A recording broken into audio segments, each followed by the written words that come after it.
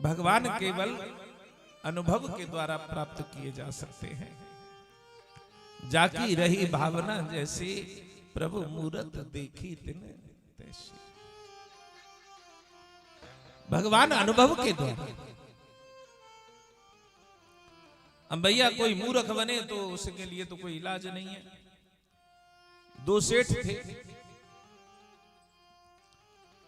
और दो सेठ आपस में बतराने लगे कि भैया हमारा तो मूर्खों से पाला पड़ गया है। कि मूर्खों से कैसे? कि मेरा नौकर बड़ा मूर्ख है। तो उसने कहा कि कैसे मूर्ख है जरा बताओ। कि देखो अभी दिखाता हूं। उन्होंने अपने नौकर को बुलाया, कहने लगे अरे सुन जरा। वो कहने लगा जी सरकार। कि ले 10 रुपए ले बाजार में जा और टीवी खरीद ला।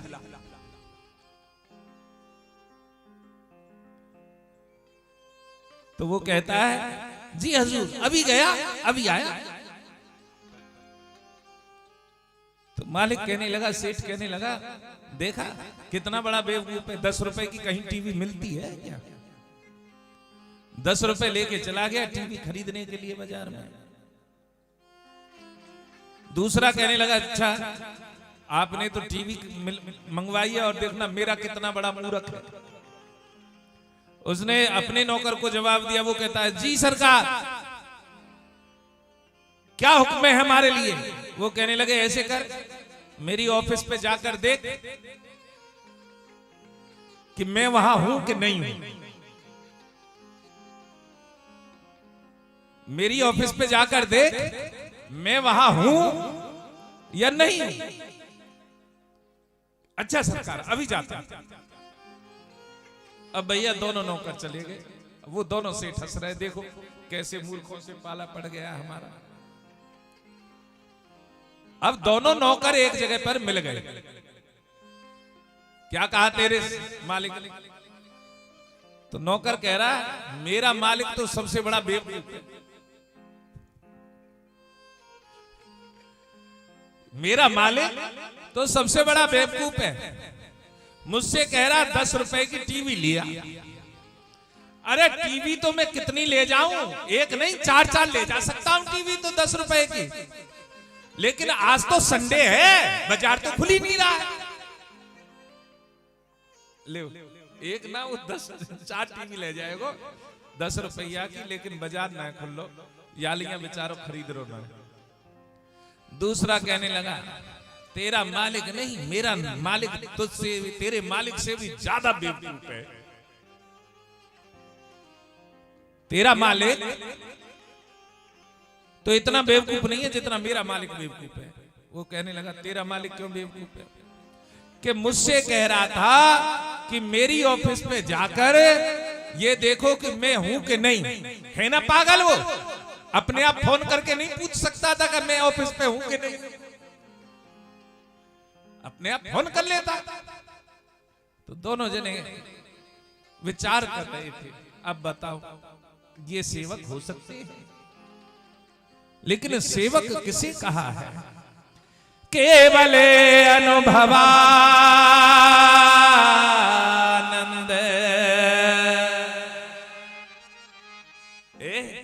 सेवक बनना है, स्वामी बनने की चेष्टा मत करना कभी भी। सेवक केवल अनुभवान स्वरूपा परमेश्वरा।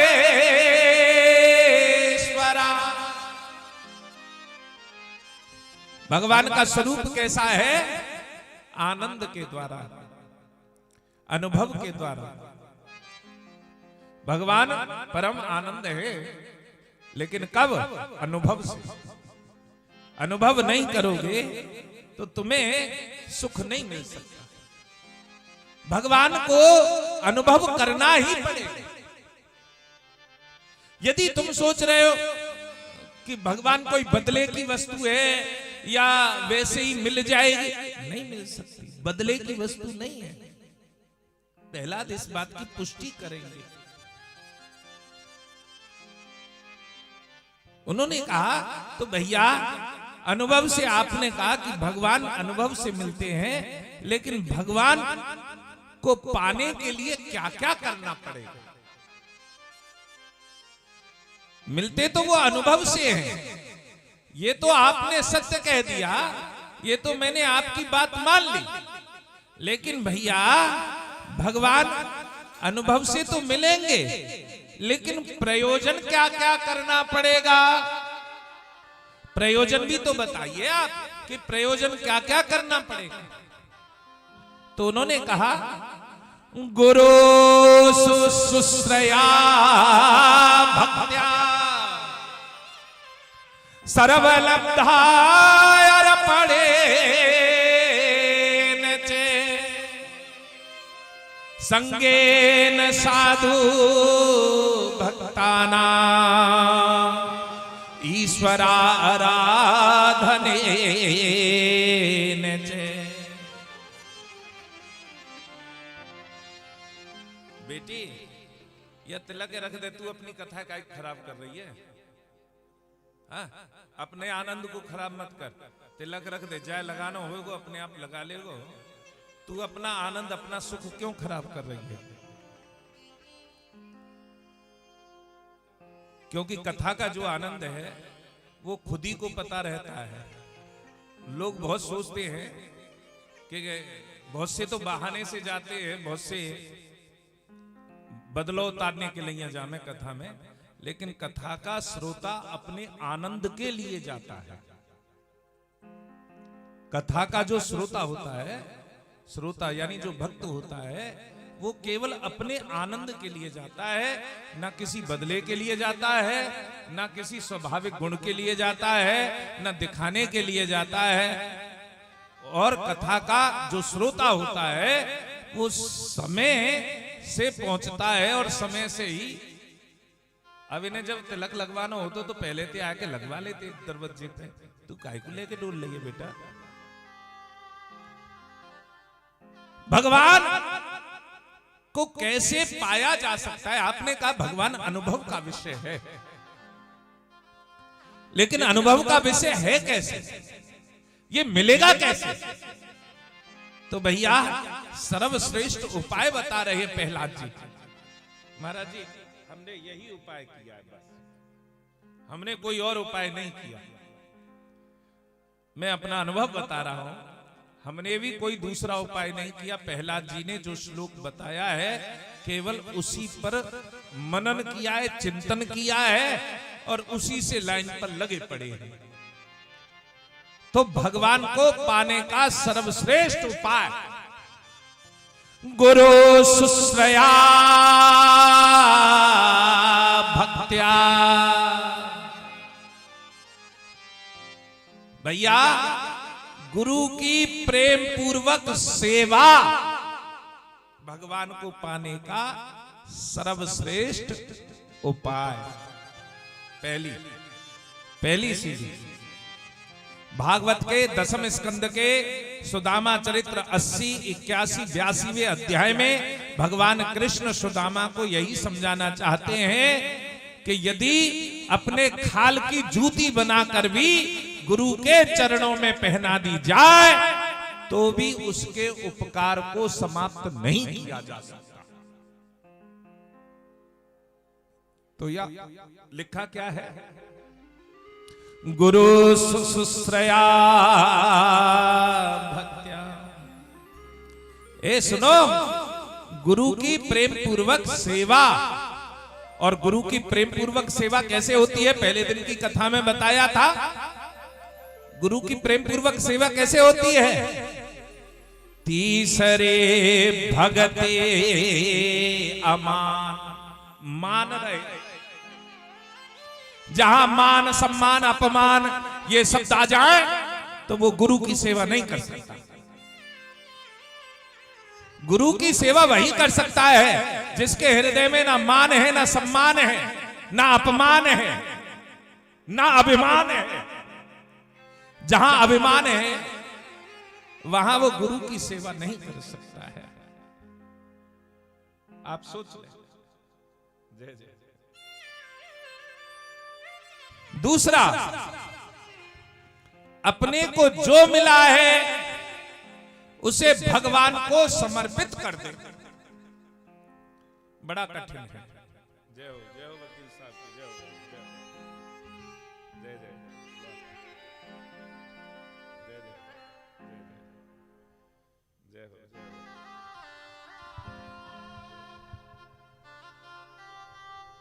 बैठे।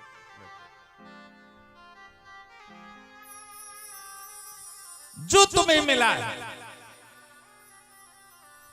उसे भगवान को सौंप दिया जाए, जो भी मिला है। भैया अच्छा मिला है, बुरा मिला है, कहते हैं ना अब सौंप दिया इस जीवन का।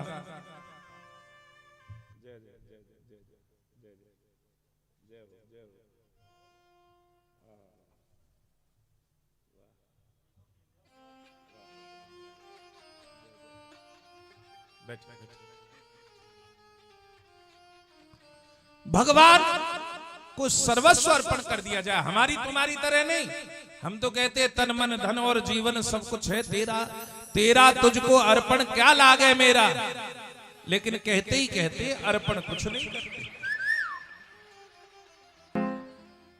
हम केवल कहते ही कहते हैं, अर्पण नहीं करते हैं।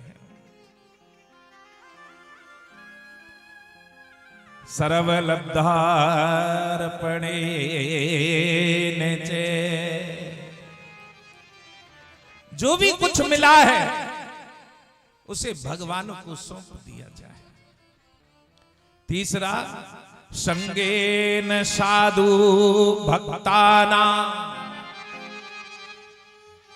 और सुनो, भगवत प्रेमी महात्माओं का संग करना है। महात्मा कई प्रकार के होते हैं,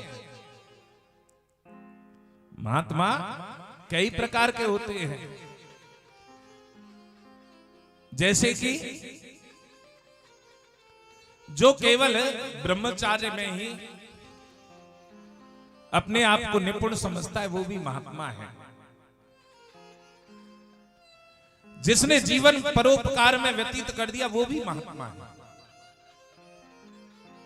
जिसका जीवन यज्ञ में व्यतीत हो गया है वो भी महात्मा है। जिसने कोई संकल्प कर लिया वो भी महात्मा है।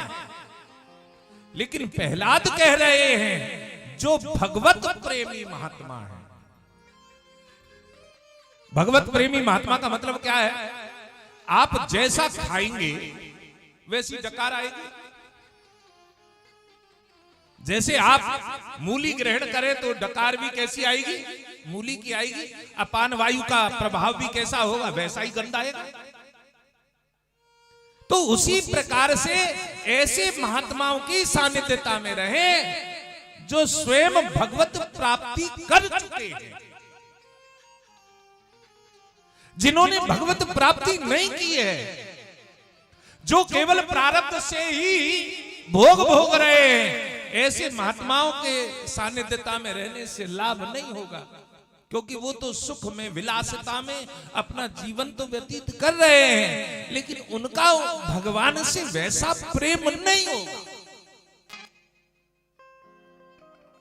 तो यहां भगवत प्रेमी महात्माओं का संग, और जब भगवत प्रेमी महात्माओं का संग करेगा तो क्या होगा? तेरी भगवान की कथाओं में श्रद्धा प्रकट होगी। और जब भगवान की कथाओं में श्रद्धा प्रकट होगी, भाव प्रकट होगा, आनंद ही आनंद होगा। आज यहां इतनी बात को सुनते ही और लोग कहने लगे और बच्चे कहने लगे, हमने तो सुना है कि ब्राह्मण के बच्चों को ही भगवान मिलता है। दूसरा कहने लगा, नहीं नहीं, हमने सुना है कि जो बड़े बड़े यज्ञ करते हैं उन्हें भगवान मिलते हैं। तीसरा कहने लगा, नहीं नहीं, हमने सुना है यज्ञ नहीं, तप करने से भगवान मिलते हैं। एक कहने लगा, नहीं नहीं, जब बड़े बड़े दान करते हैं ना हम लोग, तब भगवान मिलते हैं। एक कहने लगा, ए सुनो, जब बड़े बड़े व्रतों का अनुष्ठान किया जाता है तब भगवान मिलते हैं। लेकिन प्रहलाद मुस्कुरा कर कह रहे हैं, न दानम न तपो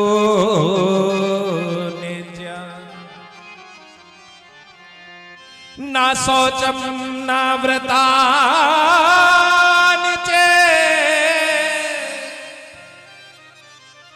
प्रियते अम्लया भक्त्या हरिरंदे विडम्बनम। ए सुनो, भगवान ना दान से मिलते, ना तप से मिलते, ना यज्ञ से मिलते, ना शारीरिक अनुष्ठान से मिलते हैं, तो फिर किससे मिलते हैं? प्रियते अम्लया भक्त्या, तेरा निष्काम प्रेम हो जाए। प्रेम में कोई लगा लोथरी ना, प्रेम ऐसे ना पंडित जी के जोरे गए, पंडित जी ने पत्रा देखी, हमारे तो छोरा पे बड़ी उल्टे दिन चल रहे हैं। पंडित जी ने पत्रा देखी और कहने लगे जल्दी से शनि को उपाय करो, और तुमने शनि को उपाय कर डालो, और इसमें तुम सोचने लग गए कि तुम भक्त बन गए। ये भक्त नहीं है,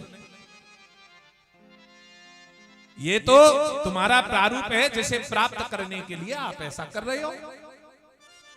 तुमने महामृत्युंजय के पाठ कराए, तुमने कोई अनुष्ठान कराया, वो केवल यहां की संपदा के लिए, यहां के कार्यों के लिए।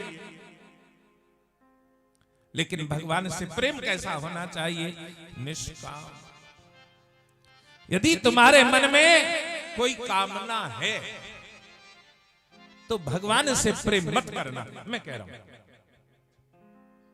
पहली बात तो होगा ही नहीं, क्योंकि जब तक काम पूरा होगा, पूरा काम पूरा होते ही तो तुम्हारी आस्था बदल जाएगी, और यदि काम पूरा नहीं हुआ तो भी तुम्हारी आस्था बदल ही जाएगी। दोनों सूरतों में तुम्हारी आस्था वो नहीं रहेगी जिस प्रारूप से, जिस कार्य के लिए तुमने भगवान से या उनसे सानिध्यता या प्रेम किया। लेकिन जिसका निष्काम प्रेम होता है, क्या ततो हरो भगवते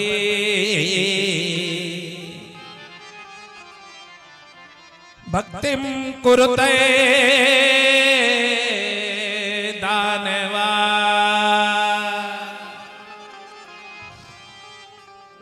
ए राक्षसो सुनो, तुम केवल भगवान की भक्ति करो, वो तुम्हारे हृदय में विराजमान है। कहां पर? हृदय में। भगवान कहां है? हमारे हृदय। देखो सुनो, भगवान और गुरु, इनमें से दोनों को प्राप्त करने में, किसे प्राप्त करने में ज्यादा कठिनता होती है? देखो ध्यान रखना, थोड़ा सुनना। भगवान को प्राप्त करने में कठिनता होती है या गुरु को प्राप्त करने में कठिनता होती है?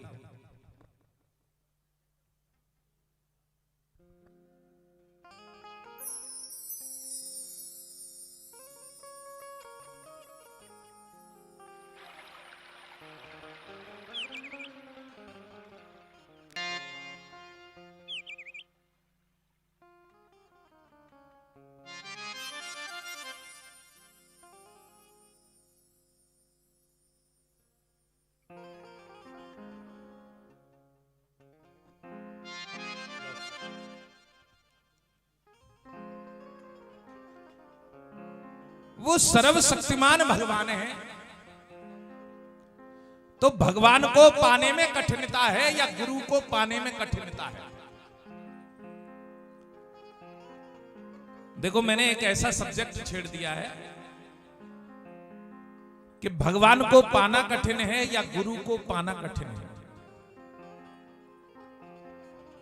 गुरु को पाना कठिन है, भगवान को पाना कठिन नहीं। अब आप सोच रहे होंगे गुरु को पाना कठिन है, भगवान को नहीं है। नहीं, कैसे नहीं है? कि जीव और परमात्मा एक साथ रहता है। प्रहलाद भी कह रहे हैं कि वो तुम्हारे हृदय में विराजमान है। जीव भी यहीं रहता है, जीव कहां रहता है? यहीं रहता है ना। और परमात्मा भी यहीं रहता है। इसीलिए भोले बाबा कंठ में विष को ग्रहण कर लेते हैं, नीचे नहीं आने देते। क्यों? क्योंकि हृदय में उनके प्रभु का वास है। और भैया हार्ट अटैक आ जाए तो फिर आदमी राम नाम सत्य है, गया। हार्ट फेल हो गया तो सब हो गया, गए राम जी। अब सोच लो भगवान कहां रहते हैं? यहां। यानी जीव और परमात्मा एक ही घर में रहते हैं, दूसरे घर में नहीं रहते। कहां रहते हैं? एक घर में। जब एक घर में आप लोग रहते हो तो क्या किसी को संबोधित करने के लिए माइक लगाते हो क्या?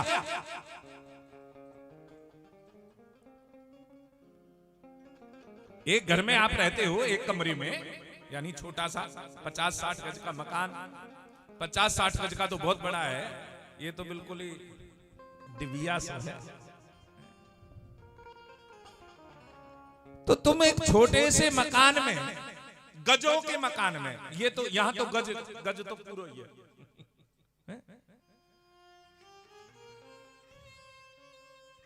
एक मकान में रहते हुए तुम अपने किसी भी पारिवारिक जन को क्या जोर से चिल्लाकर बुलाते हो?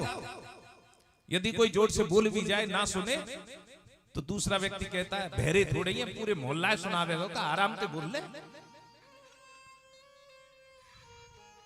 यानी भगवान वहीं रहते हैं जहां जीव रहता है, यानी हम रहते हैं।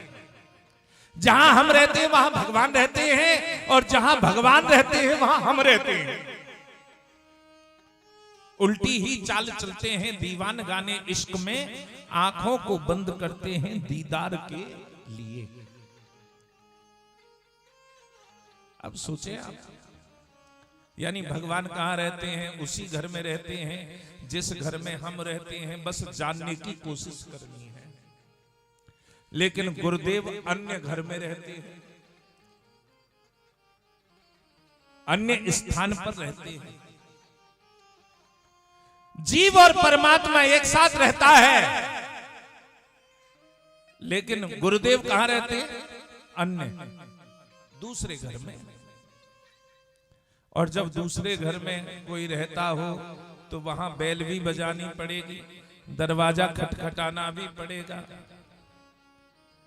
जोर से बोलना भी पड़ सकता है। क्यों? क्योंकि तुम्हें दूसरे आदमी को बुलाना है।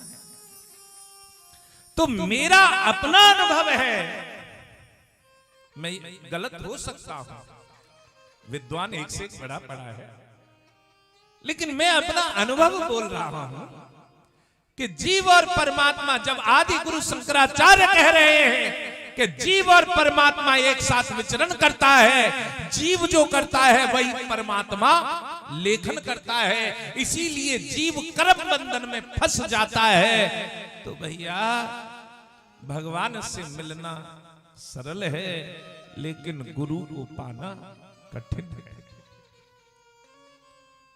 यदि तू अंतर्मन में झांक कर देखे तो भगवान से तेरा मिलना हो सकता है, लेकिन गुरु को पाना बड़ा कठिन है। वो सर्वशक्तिमान है, वो सर्वात्मा है, वो सर्वत्र है, हर जगह पर है। सोचें